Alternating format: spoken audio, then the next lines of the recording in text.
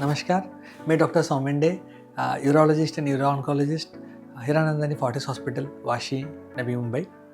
मेरे पिछले टॉक्स में मैंने बात किया है about the diagnosis of prostate cancer, about prostate cancer के ओवरऑल मैनेजमेंट कैसा है, depending on localised prostate cancer है, लोकली एडवांस्ड है या मेटास्टेटिक है।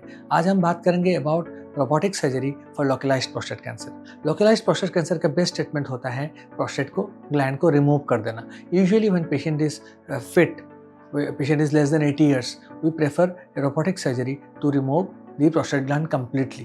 Usually more than 80 years में हम कभी भी सोचते हैं कि ट्रीटमेंट करना है कि नहीं करना है, depending on the clinical status of the patient. पर जब हम सर्जरी करते हैं, ये सर्जरी हम रोबोट से करना प्रेफर करते हैं। क्यों? ये सर्जरी ओपन से भी होती है, लैप्रोस्कोपी भी होती है, बट ओपन सर्जरी में ब्लीडिंग काफ़ी अच्छी ज़्यादा रहती है।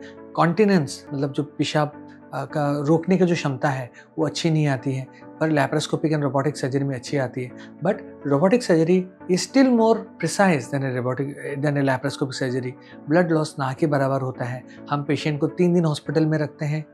रोबोट्स कैसा होता है कि रोबोट्स खुद से सर्जरी नहीं करता है, पर हम पेट में जो पोर्स डालते हैं, 3 स्मॉल होल्स होते हैं जिसमें रोबोटिक इंस्ट्रूमेंट्स अंदर जाते हैं पेट के अंदर, और सर्जन एक जगह बैठ के, जिसको हम कंसोल बोलते हैं, रोबोटिक हैंड्स को मूव करके ये सर्जरी करता है। So it is not a robotic autonomous surgery, it is a surgeon doing the surgery with the help of robotic surgery. इसीलिए हम इसको robot assisted laparoscopic radical prostatectomy बोलते हैं। इस सर्जरी में हम पूरा प्रोस्टेट को निकाल देते हैं, साथ में सेमिनल वेसिकल्स भी निकल जाती है, जिसके कारण बाद में कभी भी इजैकुलेट नहीं होता है।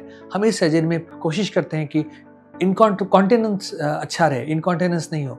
बाई कॉन्टिनेंस आई मीन हम less than 1 pad per day, हमारे इंडियन पेशेंट्स में तो हम 0 पैड पर डे अचीव कर सकते हैं। कीगल्स एक्सरसाइज हम करते हैं before surgery, after surgery, so as to give continence. And with the robotic technology nowadays we are able to maintain erection to low grade prostate cancer. जहाँ पे लो grade prostate cancer होती है, glisten 3+3 वगैरह, उसमें हम नर्व्स प्रिजर्व करके उनके erection भी प्रिजर्व करने की कोशिश करते हैं। So robotic surgery is more precise and helps us to preserve erection, helps us to give better continence. Blood loss इसमें कुछ नहीं होता है।